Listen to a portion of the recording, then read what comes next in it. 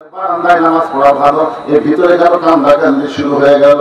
ওসমান গনি বলে, রাখাল ভাই, ভিতরে কান্দার কারণ হলো তুমি তার পথিক বলতেছো, তিনি হলেন হযরত ওমর। গাছের গোড়া কাটলে গাছটা যেমন পড়ে যায়, রাখাল তেমনি পড়ে গেলেন মেহরাবের ভিতরে। টাকা মুরগির মতো ছটফট করে বলে, আমিরুল মুমিনিন, আমি আপনাকে তওবা পড়াইছি, আমি আপনাকে মুনাফিক করেছি, আমি আপনাকে ভণ্ড করেছি, এত কথা বলেছি তো আমি অত রাখালকে আপনি কিছু বলেননি, অত রাখালকে আপনি কিছুই বলেননি।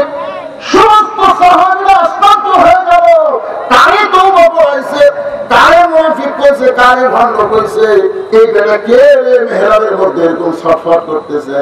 এমন সময় হযরত ওমর এক টানে রাখালকে তুলে বুকের মধ্যে চাপতে ধরে কপালে একটা চুমা খায়। সমস্ত সাহাবীরা চিল্লা করে, আমিরুল মুমিনিন, যে বলতেছে আপনাকে তওবা পড়াইছে, যে বলতেছে আপনাকে মুনাফিক করেছে, ভণ্ড করেছে, তাকে আপনি বুকের মধ্যে নিয়ে কপালে চুমা খাইলেন কেন? ওমর ফারুক বলে, এত কথা হজম করার পিছনে আমি ওকে রাখাল দেখি নাই, ওর ভিতরে আমি আল্লাহর কোরআন বাস্তব দেখতে পাই। শুধুমাত্র আল্লাহর কোরআন দেখার জন্য আমি এত কথা হজম করেছি। আল্লাহর কোরআন দেখা মানে শুধু কোরআনের অশোনা না, বাস্তবে কোরআনকে গ্রহণ করা। আমরা আগামীতে আল্লাহর কোরআনকে গ্রহণ করার নিয়ত করতে চাই। রাজি আছেন সবাই? রাজি থাকলে আসল জায়গায়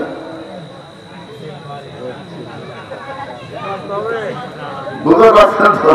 আলহামদুলিল্লাহ। আল্লাহ আজকে মাহফিলকে কবুল করো। আপনি যেভাবে কোরআনকে গ্রহণ করে যদি দুনিয়া ছাড়েন, আপনার কবরে দেহ যাবে, কিন্তু আপনার রুহুর কোনো কবর হবে না। ইল্লিন নামক জান্নাতের বাগানে আল্লাহ আপনাকে জায়গা দিবে। আল্লাহ কবুল করে ধরে কোন আমিন। আস্তাগফিরুল্লাহ রাব্বি মিন কুল্লি যামবিন ওয়া আতুবু ইলাইহি। এই ছেলেকে রাত দেখেন, গোরস্থানে মাহফিল, তোমাকে দাদা দিদি মরেনি, বাপ মা কেন মরেনি? এটা শুধু ওয়াজের মাহফিল না, এটা একটা দোয়ারও মাহফিল। ধরে না, ঠিক কিনা?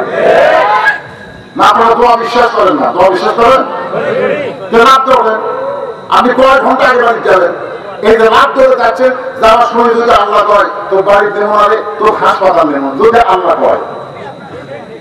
অনেক লোক এরকম পাড়াবাড়ি করে যাওয়ার সময় এক্সিডেন্ট করে হাসপাতাল যায়। ধরে কথা ঠিক কিনা? লাগাবি করতেছেন, ইস্তেগফার পড়েন, সবার জন্য দোয়া হবে। আপন জন যারা কবরে গেছে, এই গোরস্থানে যারা আছে, আমরা যারা কবরে যাবো, সবার জন্য দোয়া হবে। সহজ সাথে বলবেন, আল্লাহুম্মা আমিন, আল্লাহুম্মা আনতাস সালাম ওয়া মিনকাস সালাম, তাবারাকতা ইয়া যাল জালালি ওয়াল ইকরাম। আয় আল্লাহ তাআলা, কঠিন গরমের ভিতরে তোমার পাগল বান্দা বান্দীরা আরামের বাড়ি ঘুমকে বাদ দিয়া কোরআন হাদিসের মহব্বত কলিজার মধ্যে নিয়ে এই জান্নাতের বাগানে বসে বসে কোরআন হাদিস আলোচনা শোনার শেষে আমি গুনাহগারের সঙ্গে রহমতের দরজায় ফকির হয়ে দোকানে হাত তুলেছি। আল্লাহ মেহেরবানি করে আজকের মাহফিল আমাদের সকলের হেদায়েতের জন্য, নাজাতের জন্য, জান্নাতের জন্য আল্লাহ কবুল করো। এই মাহফিলের শুরু থেকে শেষ পর্যন্ত যতটুকু আলোচনা হয়েছে, আল্লাহ এর মধ্যে যদি ত্রুটি হয়, ভুল হয়, মাফ করে দাও। এর যা হাতিয়া মঞ্জুর করো, সোনার মদিনায় নবী পাকের রওজা মোবারকে আল্লাহ কবুল করে নাও। তামাম আম্বিয়া কিরাম, আসহাবে কিরাম, তাবেঈন কিরাম, উম্মাহাতুল মুমিনিন, শহীদ শহীদান, জান্নাতুল বাকি, জান্নাতুল মাওসা, পৃথিবীর যত স্থানে যত মুমিন মুত্তাকি শুয়ে আছে, আল্লাহ সকলের কবরে হাদিয়া কবুল করো।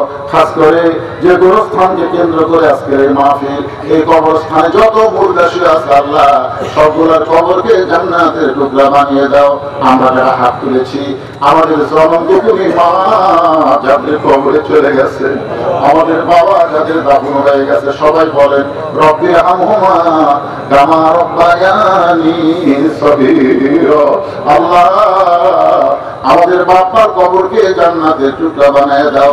আমাদের দাদা দাদি, নানা নানি, আত্মীয় স্বজন যারা কবরে চলে গেছে, আল্লাহ সকলের কবরকে জান্নাতের টুকরা বানাও।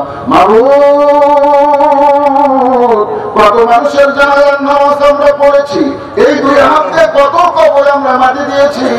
একদিন আমরা সবাই মারা যাব, যেদিন আমাদের মৃত্যু হবে ইমানের সাথে ইজ্জতের সাথে মুসলমান হয়ে যেন বিদায় নিতে পারে। আল্লাহ কবুল করো। আজকের মাহফিলে নগদে বাকিতে যারা দান করেছে আল্লাহ সব দানগুলোকে জান্নাতের বিনিময়ে কবুল করো। আমার মা বোনদেরকে আবিদা সালিয়া পর্দাজি কবুল করো। আল্লাহ বড় অসুস্থতা নিয়ে আমি আজকের মাহফিল করলাম। আল্লাহ আমার মতো যারা অসুস্থ হয়ে হাত তুলেছে আল্লাহ সবাইকে সুস্থ নিয়ামত দান করে দাও। কোরআন শুধু আমরা শুনবো না, বাংলার জমিনে আমরা কোরআনের আইন দেখতে চাই। আল্লাহ এই দৃশ্য আমাদের সকলকে দেখার তৌফিক দিয়ে দাও।